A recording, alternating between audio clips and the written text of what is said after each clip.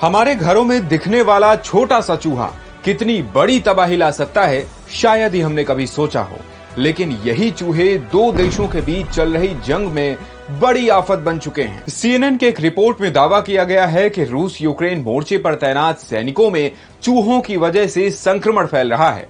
हालात इतने बदतर हो चुके हैं कि सैनिकों को उल्टियां हो रही हैं और उनकी आंख से खून बह रहा है।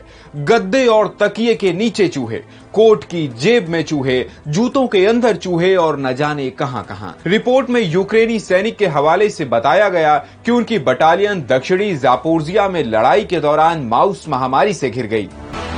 उन्हें लगता जैसे वे अपने ही टेंट में मेहमान हैं और चूहे मेजबान। लेटने के बाद चूहे कभी पैंट स्वेटर में घुसते तो कभी उंगली या हाथ काटते हैं। सैनिक चैन की नींद सोने के लिए तरस रहे हैं। यूक्रेन के मिलिट्री इंटेलिजेंस ने खार्किव के कुपियांस्क इलाके के आसपास कई रूसी टुकड़ियों में माउस फीवर के फैलने की जानकारी दी थी।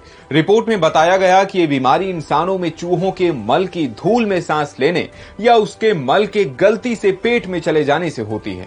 रिपोर्ट्स बताती हैं कि करीब 2 साल पहले जब युद्ध की शुरुआत हुई तो यूक्रेन के खेतों में फसलों की कटाई नहीं हो पाई, जिसके कारण चूहों को पनपने का ज्यादा मौका मिल गया।